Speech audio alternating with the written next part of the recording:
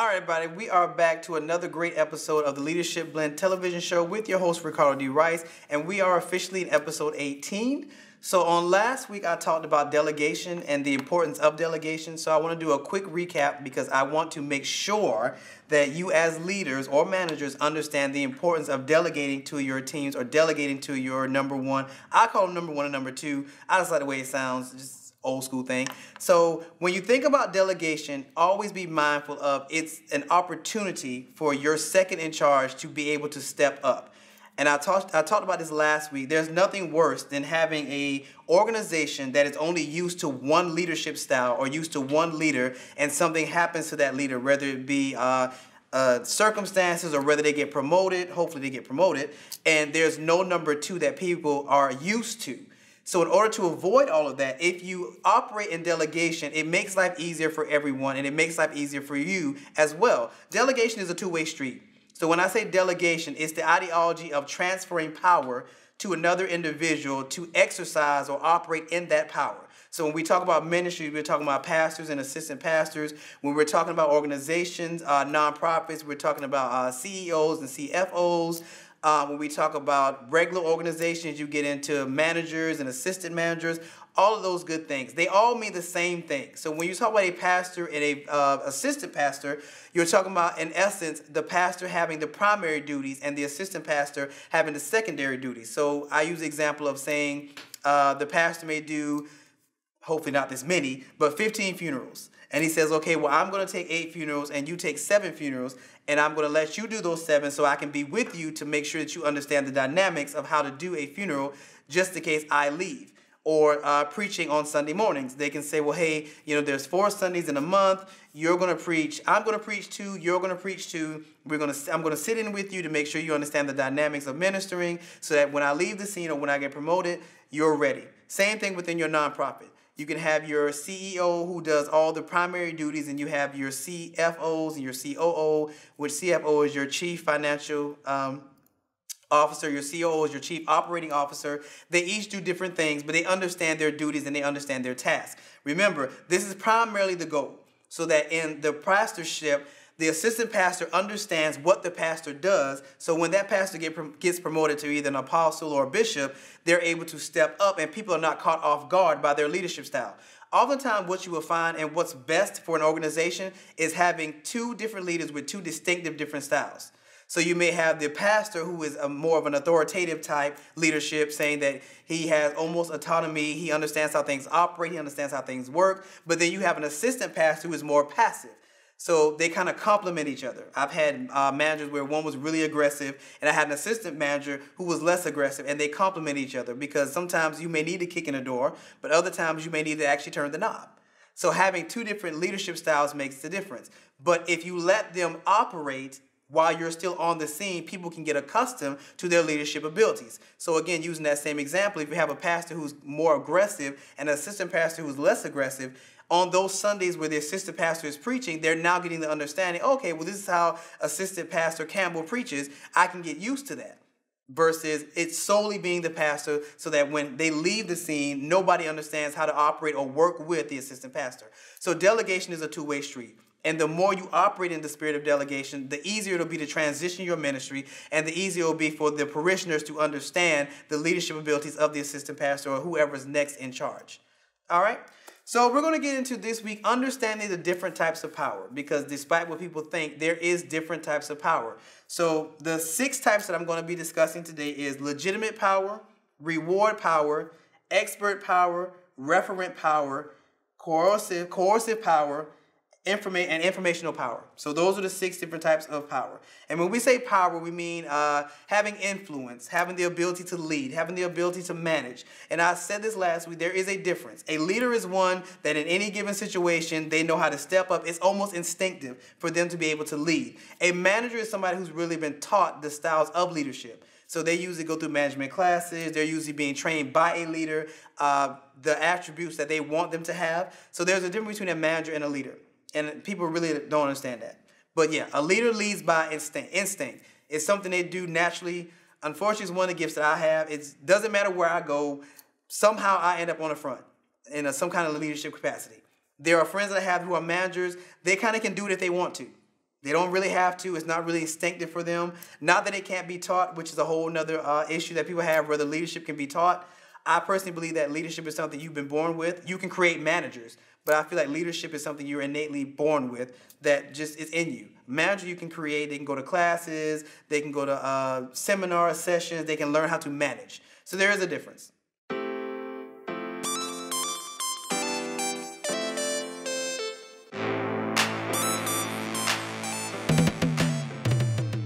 Okay, so the first one that we're going to look at is legitimate power. And legitimate power comes from the belief that a person has the formal right to make demands and to expect others to be compliant and obedient.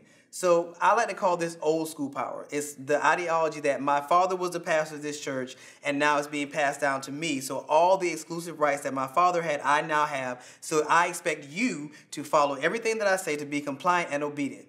That is more of an old school ideology, and you get into that with, you see that more overseas with monarchs, things like that. You don't really see that in the United States because we elect our officials, so presidents can only have, I think, 2 or 3 terms, 2 terms, and then they have to get out.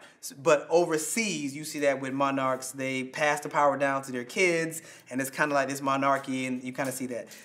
I cannot say that I agree solely with legitimate power because, again, it kind of creates this paradigm that nobody else can get into this leadership of your organization, which can kind of make your leadership kind of stale because the ideology is if my father did one, it's kind of traditional. My father did it this way, I'm going to do it this way, my child's going to do it this way. But as times change, so should your delivery of your leadership style should change as well.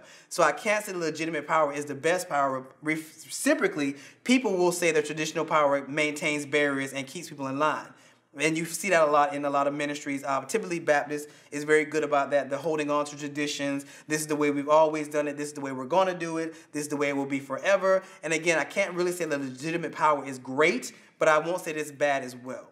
The goal is to make sure that the leadership style that you're trying to hold on to is still being effective in your organization. Because there's nothing worse than trying to lead with an outdated ideology and expecting the people in your organization to properly grow or be developed. Because your leadership is outdated. So you definitely want to be careful when you have legitimate leadership. And it also creates this entitlement that people have not earned the right to lead you. This ideology that because this is the way it's always been done, this is what we're going to do. It doesn't necessarily warrant the respect that should go with the leadership that people should have for you and be desiring to work with you. So you always want to be careful with legitimate power because it can go, it's a two-way street. So be careful with traditions. And that's always the downside of traditions as well. Using outdated ideologies to hopefully inspire people to be better or be them better, the better version of themselves. So be mindful of legitimate power. The second type is reward. This results from one's personal ability to compensate another for compliance. Reward leadership is good and bad. What happens typically with reward leadership is people only do it because they're expecting you to give them something. They're not necessarily doing it to better themselves or necessarily doing it to better the organization. They're doing it because there's a prize at the end. It's kind of like dangling a carrot in front of you.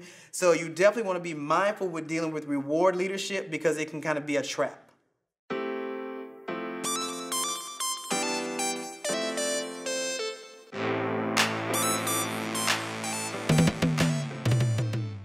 Okay, so we just gotten into, I touched the tip of reward. So again, reward power is kind of what the name implies. It results from one person's ability to compensate another for compliance. What I was saying is reward power is tricky because you don't want people to do things solely because you give them stuff. Because what happens is when you run out of stuff to give them, there's no more motivation to do what you've been asking them to do. So it's always better to not start out with rewards. I always say this. I have 3 teams, and I talk about them all the time, the magazine team, the TV team, the radio team. I joke about not giving them positive affirmations, and my ideology is if I compliment you every time you do something good, you're going to get used to it, and it's not going to mean nearly as much. So the team kind of knows when I give them a compliment, they've actually earned that compliment. It's kind of the same ideology. That's why I'm very careful about reward power, because again, people start doing stuff just because you ask them to do it, and they know they're going to get something. But if they don't get anything, are they still going to do what you're asking them to do?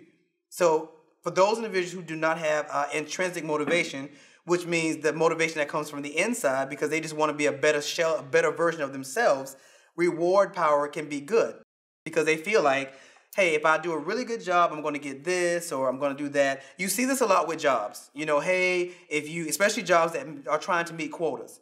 Well, hey, if you sell 60 memberships, we're going to give you a cruise. Or if you get 5 people to sign up on our email list, we're going to give you a bonus. That's great. But what companies quickly realize is you're going to run out of stuff to give them. Because what's going to happen is their paycheck is no longer going to be enough. They're going to expect those incentives. They're going to expect those giftings. They're going to expect you to come up with something new every couple of weeks to get them to do stuff. So be mindful of reward power and only use reward power as a backup or for a special project. We're getting ready to do a special project in the organization.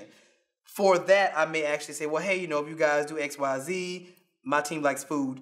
I will take you all to dinner or something like that. But I'm only doing it because it's a special project. Outside of that, I don't do it because, again, people start getting used to you giving them things, and eventually you're going to run out of stuff to give. So only use reward power if it's for a project or you need people to go above and beyond the things that you're usually asking them to do. Then it's okay to use reward power. If we relate that to ministry, it's a little harder to give rewards in your nonprofit or in your ministry. Now, you can always solicit third parties to, you know, give you, hotels may give you a free night stay. You can get eateries to give you gift certificates.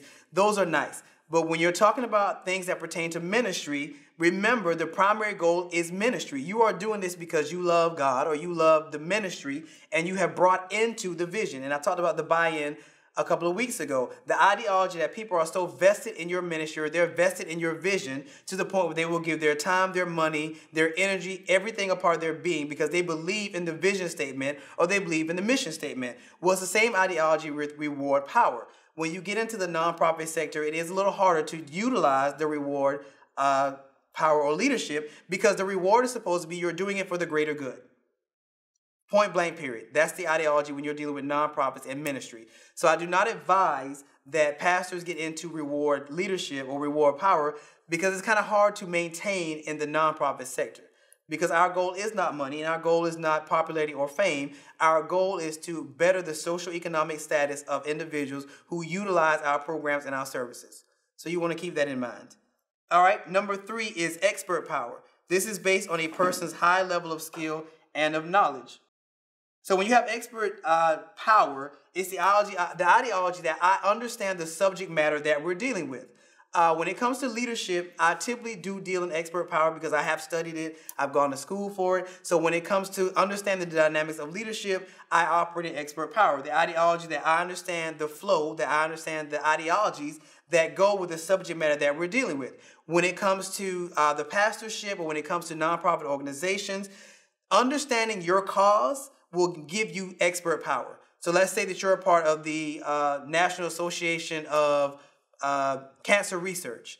Understanding the type of research that you guys do, or understanding the type of research or the fallouts, or understanding the power of it, understanding the different types of treatment, all fall under expert power. When it comes to ministry, understanding the dynamics of the 66 books of the Bible, that you understand John, you understand Acts, you understand Mark.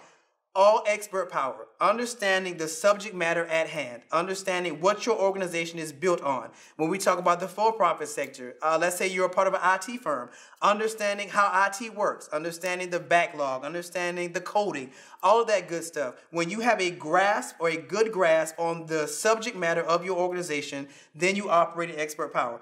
Expert power can go 2 ways. Because what I've seen expert power do is make people arrogant and cocky, which is a whole nother issue because now you have people that don't want to work with you. So you have to be careful when it comes to expert power, understanding the subject matter, but not being boisterous or arrogant in knowing that subject matter. So it's a 2-way street. And I always tell pastors to be mindful about when it comes to preaching the word of God or when it comes to rightly being able to divide the word of God, not getting so high-minded, particularly using big words. This is one thing I've seen people do that can have the adverse effect, getting in the pulpit and using million-dollar words that people don't necessarily understand. That's expert power. Because what happens is you start browbeating people and they don't really understand it. The word of God is very simplistic. So you want to make sure that when you deliver it, that you deliver it in such a simplistic manner that people are able to make it applicable to their everyday life, because that is the goal. that when I preach to you from the pulpit, that you're able to take that, apply it to your life, and become the better version of yourself. So expert power can be good and bad. So always be mindful of expert power. And again, it's having the expert knowledge, the expertise knowledge of the subject matter that can be at the forefront of your organization. All right? So the next power is referent power. And that is the result of a person's perceived attractiveness, worthiness, and right to others' respect. So when it comes to referent power, it's kind of having the reference that people hold you in a certain regard. Respecting you. Respecting your ideologies, respecting your leadership style, respecting your honesty, using power that doesn't hurt or alienate people to gain personal advantage. So things like that. And when you think about reverent power, you want to think about worthiness. Do people respect you? Do you have and it kind of wraps into expert power. The ideology that you're an expert in your field to the capacity that people reverence that you are an expert in your field. And again, you want to be mindful of that as well, because with reverent power, you don't want to get to the point where people look at you as a god. Now, this has been a very big thing in churches, the ideology that a pastor has total autonomy, and that, and I see this a lot. It's a downfall. A lot of ministries do not have boards. They don't have boards of trustees. They don't have leadership boards because they've given the power to the pastor solely. So now he gets to make all the decisions. He doesn't consult with anybody. It's kind of like a dictatorship, and that is not what you want to see in your organization, be it a for-profit or a non-for-profit as well. First of all, in a non-for-profit, you can't do that anyway. When you do your 501c paperwork, they're going to ask you for your board members, and they're going to ask you for the resumes of your board members, and they do that to make sure that the positions that you've placed them in, they're actually qualified to be in those positions, because the ideology is there's no one person running a dictatorship. Because what happens with a dictatorship? Everybody is expected to do things one way. There's no space for ideas. There's no space for opinions. And you definitely want to have this. I spoke about that a couple of episodes ago about having the feedback process. The ideology that people are allowed to give feedback, because at the end of the day, the services and the programs that you provide are supposed to benefit the individuals in your organization. Well, how can that be if you're not soliciting leadership or soliciting feedback? You need that feedback to make people feel important. You need that feedback to make sure that your programs and services are effective. And in order to do that, you have to be able to lead in such a manner where people feel comfortable enough to give you that feedback. Because if you're not getting it, you're not going to be effective in your ministry. You're not going to be effective in your nonprofit. And again, the goal of a nonprofit or a church is to make sure that you're bettering people's socioeconomic class in their lifestyle so that they can be the better version of themselves. And ultimately, that is the goal, for them to be better versions of themselves. So always be mindful with reverent power that you don't consider yourself a god.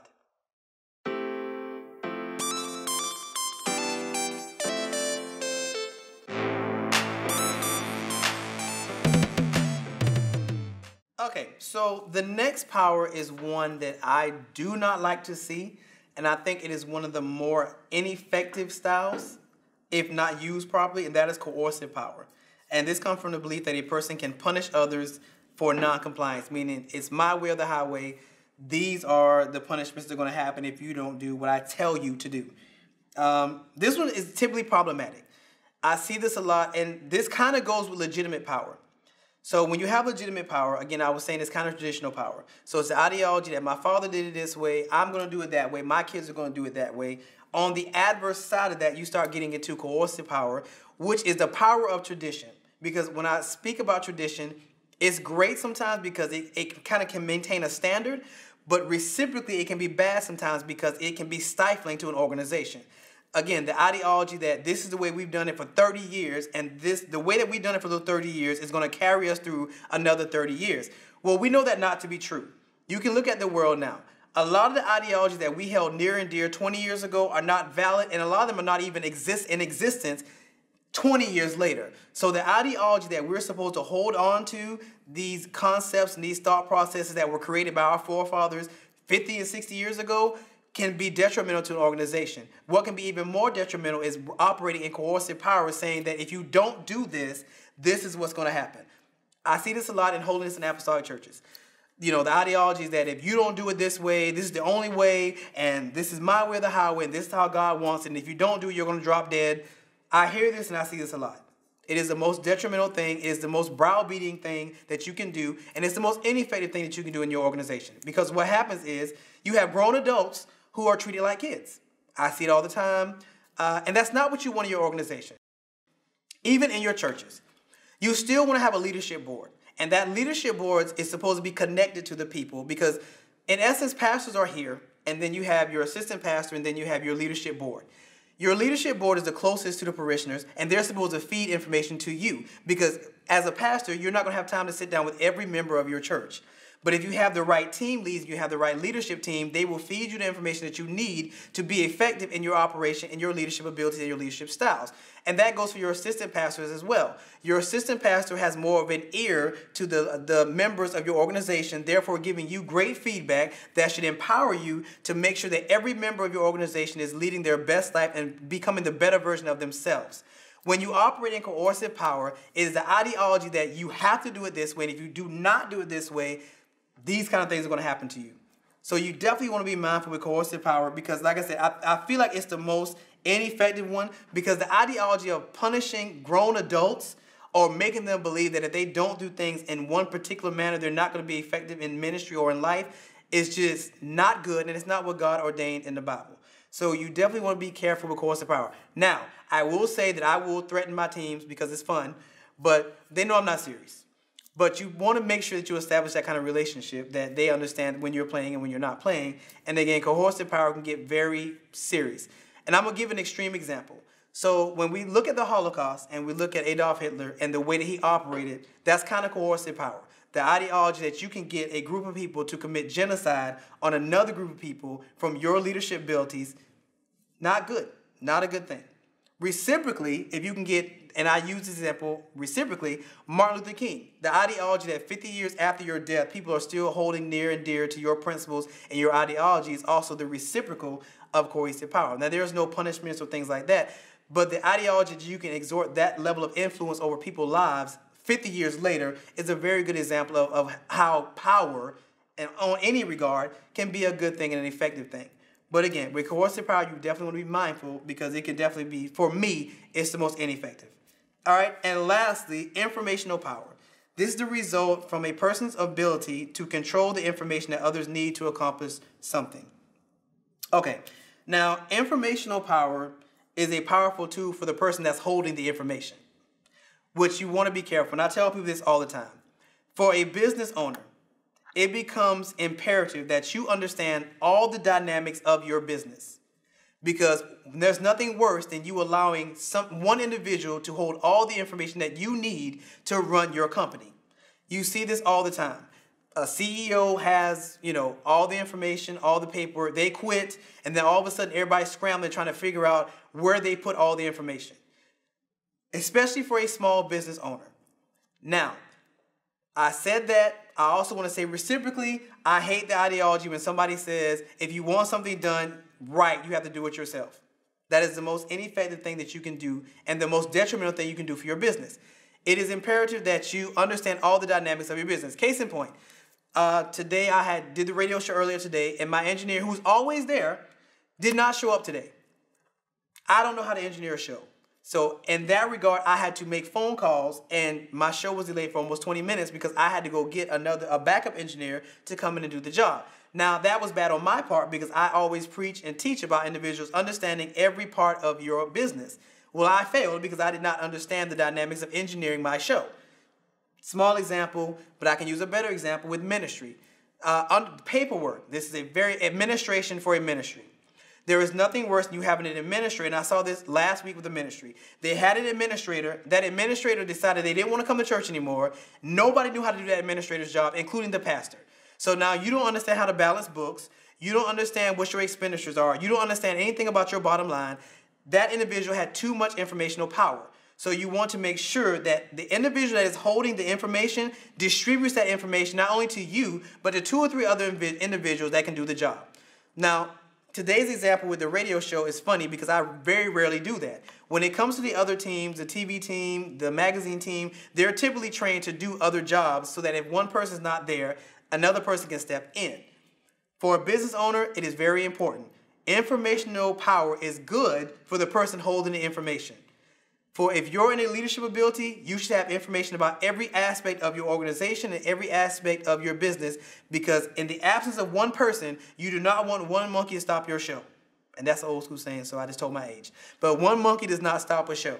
And I like that saying because what it's saying is, I will give you the opportunity to learn what I know, but I'm not going to give you total autonomy on that information, meaning you're not going to be the only one that knows how to do this particular thing in the organization. Reciprocally, you still want to make sure that you trust the individuals in your organization to be specialists in the areas that you give them. And let me say this while I'm in the area of specialists. So there is a specialist and there is a generalist. A generalist says, I'm pretty much a jack of all trades. I know a little bit about everything. A specialist says, I specialize in this particular area, and this is what I do well, and this is what I do.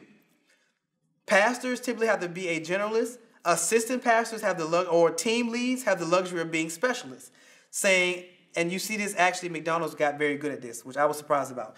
McDonald's got very good at this. So now they have an assistant manager that specializes in customer care. They have a team lead or a supervisor that specializes in like kitchen stuff. And then they have another team lead that specializes in, I think, finances. But everybody specializes in certain things. Now, when you talk about a nonprofit, that becomes a little harder because you do typically have to be a generalist and understand all the dynamics of the programs and the services that your organization offers. But there's still space to become a specialist. So let's say that you bring in, your organization deals with trauma with young people. You can always bring in a specialist who deals with specific types of trauma. So they can say, well, hey, I deal with family trauma. Another can say I deal with accidental trauma, but they can specialize in those areas. And specialists are great for organizations because they can come in and speak directly to that particular area or that particular situation. So you definitely want to have your specialists within your organization, but you still need your generalists because your generalists understand the dynamics of everything, but they don't specialize in anything in particular. So it's a good and bad thing. So again, informational power is good and bad depending on who's holding the information. All right, so you definitely want to be mindful of who's holding the information, especially for your pastors and your leadership. Because if the wrong person holds the information and they understand that they're the only one that can do it, they can hold your organization hostage, and I've seen them do it. It will be very detrimental for your organization.